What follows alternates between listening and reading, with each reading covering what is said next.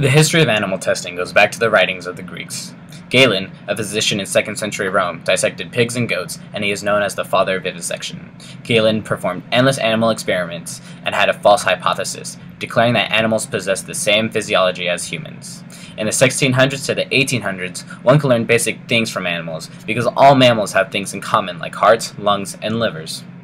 In the 1930s, a disaster over ethylene glycol poisoning established animal testing as routine in drug development. A drug for morning sickness that led to over 10,000 babies with birth defects spurred governments to mandate animal testing as a supposed guarantee of drug safety.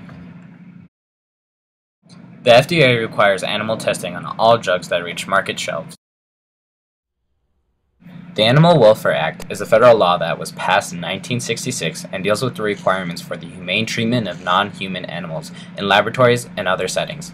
But in fact, it is very ineffective as living requirements are not met, and animals will be tossed and isolated in cages that are too small for them.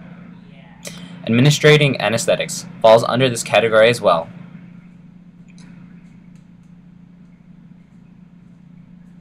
But from the reactions on the animals' faces, pain is still felt.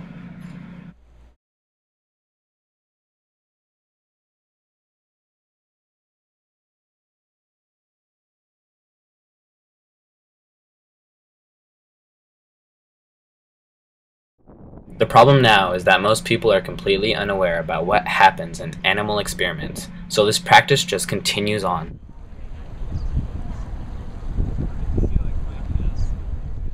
In animal testing, animals are experimented on and will later die or be killed after their use. Many of these animals receive tests for substances that will never actually see approval or public consumption and use. Animal studies do not predict human outcomes. 9 out of 10 drugs that appear promising in animal studies go on to fail in human critical trials.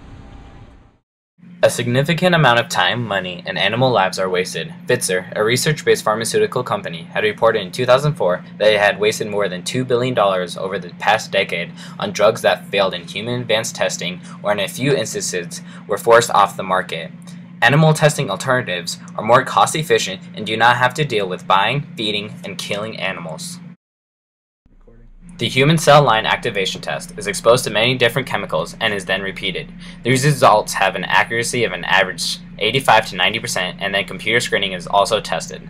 Cell culture experiments, as well as recent advances in silico biology, are all better suited to efficiency and safely uncovering the cause of a disease. There have been vaccines that have been found without the use of animal testing, such as scurvy and penicillin. Lipitor, for example, was tested on animals and did not have promising results, but was later tested on humans and proved to reduce cholesterol. Knowledge about animal testing and the people's want to change this outdated practice is the key to stopping this. Whether you take action in undercover investigations or just spreading the truth about animal testing, you help stop this practice. If you have the time to spare, you can Google how to stop animal testing and click on one of the many web pages that pop up.